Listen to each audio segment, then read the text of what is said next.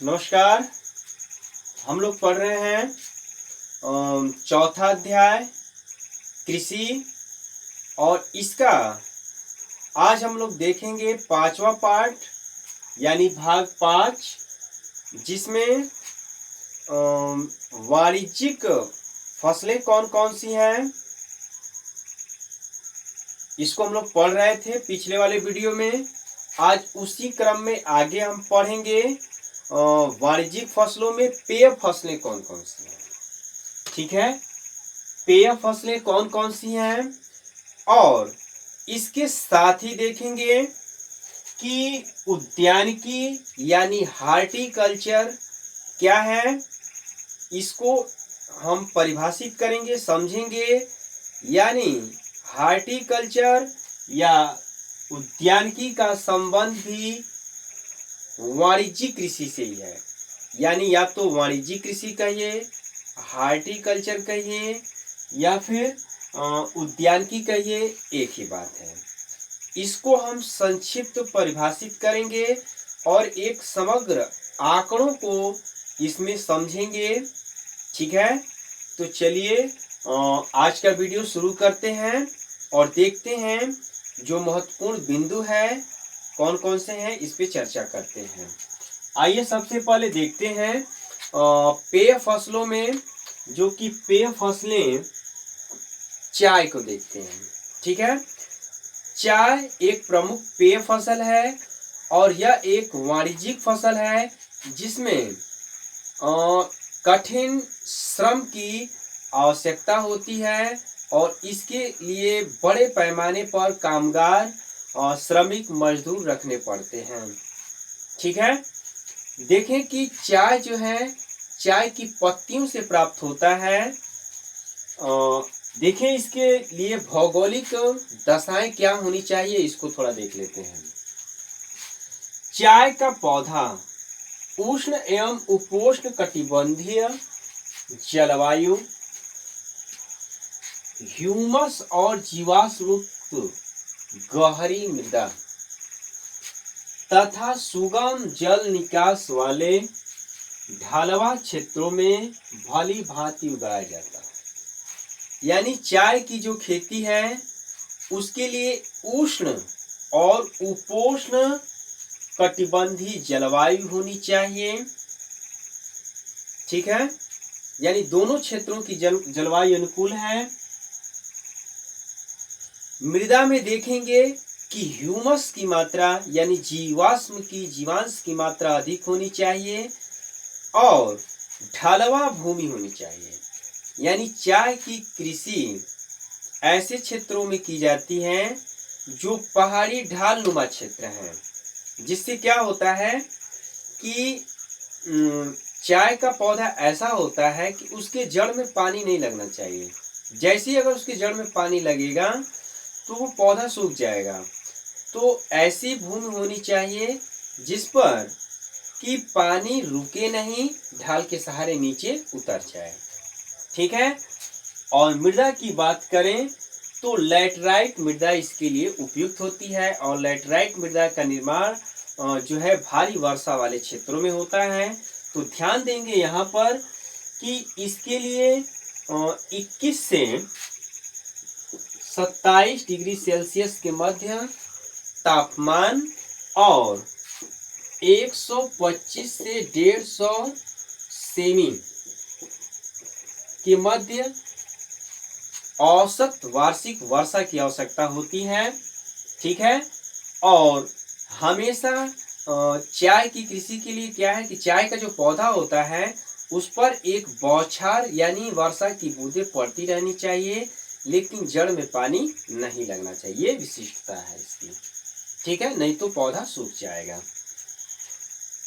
अब देखते हैं इसके प्रमुख उत्पादक क्षेत्र कौन कौन से हैं। देखें कि विश्व स्तर पे चाय उत्पादन में चीन का प्रथम स्थान है, जबकि भारत का स्थान चीन के बाद दूसरा है।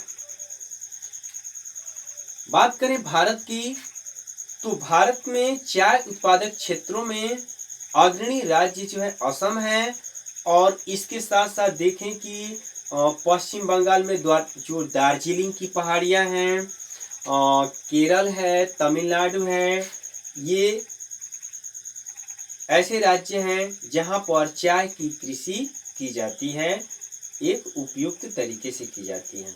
ठीक है, तो ये था चाय के बारे में, प्रमुख उत्पादक क्षेत्र और इसके लिए अनुकूल भौगोलिक दशाएं क्या होनी चाहिए। दूसरी पेय फसल देखेंगे कॉफी, और देखें कि एक तरफ चाय जो है चाय की पत्तियों से प्राप्त होता है, वहीं कॉफी जो है पत्तियों से नहीं बल्कि कॉफी बीज से प्राप्त होती है। प्रश्न पूछा जाता है कि कॉफी प्राप्त होती है पत्तियों से या बीज से, तो इसका सही उत्तर होगा कि कॉफी बीज से प्राप्त होती है। देखें कि जो भौगोलिक दशाएं चाय के लिए थी, सेम वही दशाएं कॉफी के लिए भी होनी चाहिए, बस थोड़ा सा अंतर है। थोड़ा सा अंतर यह है कि कॉफी एक ऐसी फसल है जिसको अधिक तापमान की आवश्यकता नहीं होती है।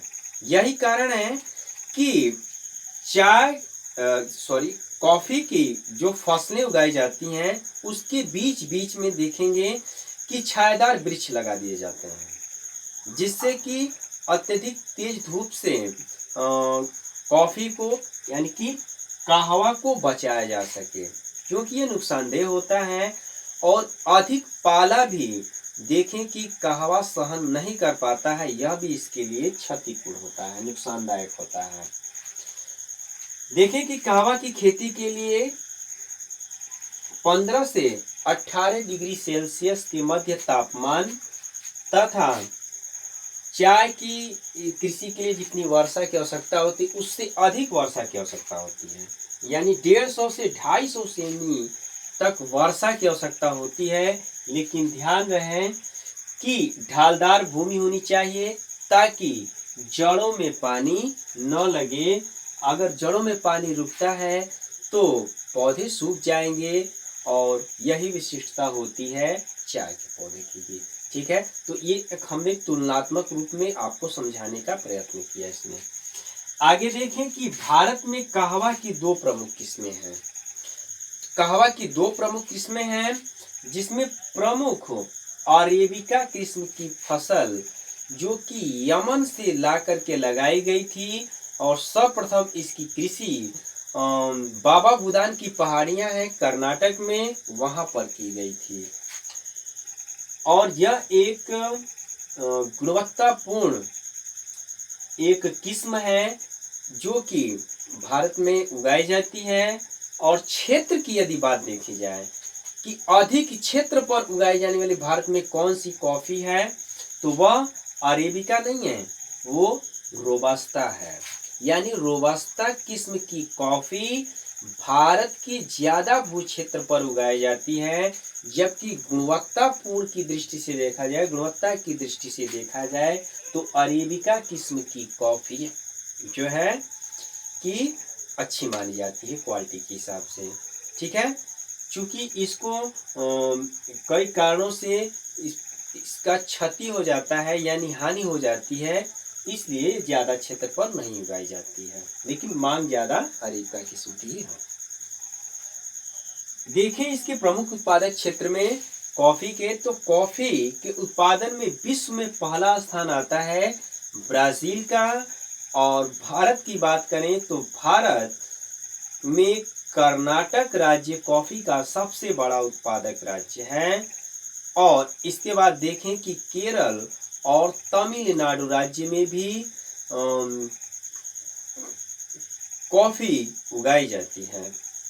ठीक है, तो ये इसके क्षेत्र के बारे में होगा, और भौगोलिक दशाएं, और जो भी हम आपको लेक्चर के माध्यम से बताते हैं वीडियो आप ध्यान से सुने और देखें। साथ ही साथ जो महत्वपूर्ण फैक्ट लगता हो उसको आप नोट कर सकते हैं, चाहे जो हमने यहाँ पर नोट किया है उसको नोट कर सकते हैं, नहीं तो पीडीएफ लिंक तो हम आपको हर अध्याय के लास्ट वाले पार्ट में भेजते हैं।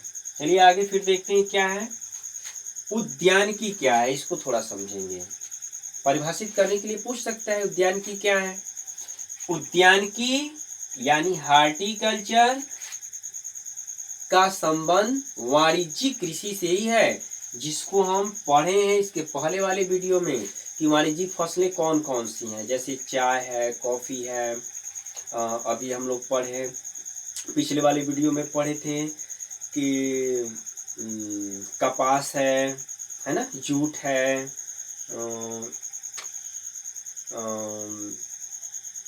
इसके बाद अन्य फसलें जो भी हम पढ़े थे, गन्ना है। ठीक है, इसमें देखें कि क्या है उद्यानिकी का अर्थ है, ध्यान देंगे। उद्यानिकी का अर्थ है उद्यान में फसलों एवं पौधों को उगाना, अर्थात निकटवर्ती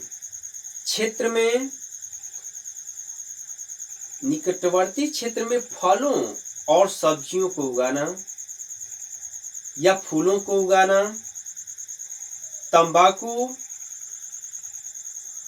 तथा रोपण की फसलें लगाना ही उद्यानिकी कहलाता है।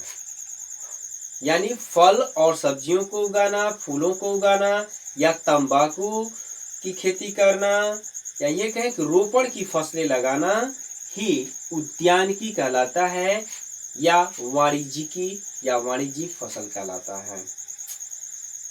रोपण फसलें क्या होती हैं? जिसमें एक ही प्रकार की कोई फसल एक बड़े भूभाग पर या बड़े क्षेत्र पर बोई जाती है, उसको कहते हैं रोपण फसल।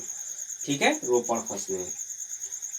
इसमें देखें कि भारत, कुछ आंकड़े हैं जिसको ध्यान देंगे कि भारत फल और सब्जियों के उत्पादन में विश्व में प्रथम स्थान रखता है और विश्व की कुल सब्जी उत्पादन का भारत में देखें तो 13% सब्जी का उत्पादन किया जाता है। आगे देखें कि जो आपका उत्तर प्रदेश है, पश्चिम बंगाल है, महाराष्ट्र है, यहाँ पर आम की रोपण कृषि की जाती है। फिर इसके बाद देखें कि आपका महाराष्ट्र, आंध्र प्रदेश में जो है कि अंगूर की खेती की जाती है। इसी प्रकार देखें कि मेघालय है, मेघालय में अनानास की रोपण कृषि की जाती है जो कि अग्रणी है। फिर देखें कि आप लीची या अमरूद की कृषि में उत्तर प्रदेश और बिहार का स्थान आता है। इसी प्रकार देख सकते हैं हम कि केला उत्पादन में, यानी केले की रोपण कृषि जो है, इसमें अग्रणी राज्यों में हम देख सकते हैं गुजरात है, या फिर आप देख सकते हैं तमिलनाडु है ना, आंध्र प्रदेश है।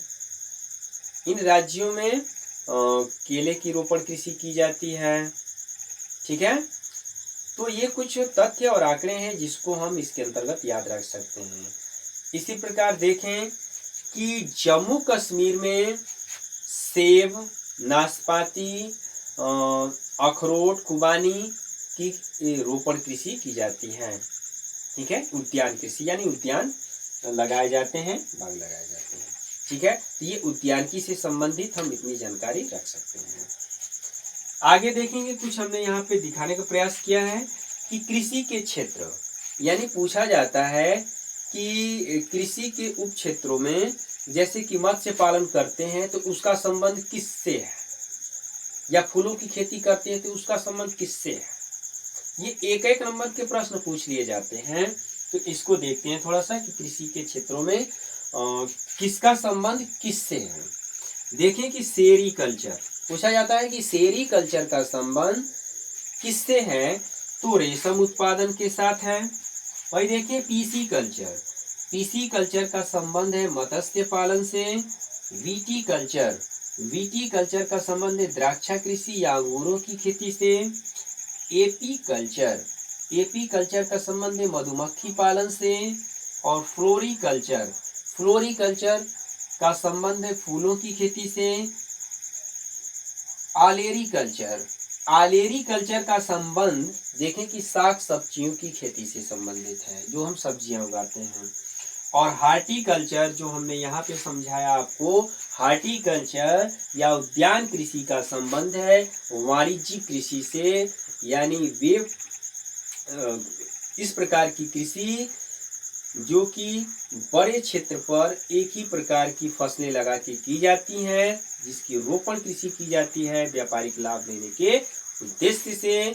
और इसके बारे में हम इसके पहले वाले वीडियो में भी पढ़े थे, और आज इससे संबंधित हमारा चैप्टर यह समाप्त होता है। आगे आने वाले वीडियो में फिर हम देखेंगे कि भारतीय कृषि के पिछड़ेपन के क्या कारण हैं और क्या समस्याएं हैं और उसका समाधान कैसे किया जा सकता है, भू सुधार कैसे किया गया है, खाद्य सुरक्षा क्या है, कुछ मुद्दे इस पर हम लोग प्रमुख रूप से चर्चा करेंगे। फिलहाल आज के लिए इतना ही। वीडियो कैसा लगा आप जरूर कमेंट बॉक्स में हमें बताएं, और वीडियो को ज़्यादा से ज़्यादा लाइक और शेयर करते रहें, और सब्सक्राइब नहीं किया हो तो हमारे चैनल को सब्सक्राइब कर लें ताकि सभी वीडियोस आप तक पहुंच सकें। ठीक है, तो आज के लिए इतना ही। Best of luck. थैंक्स।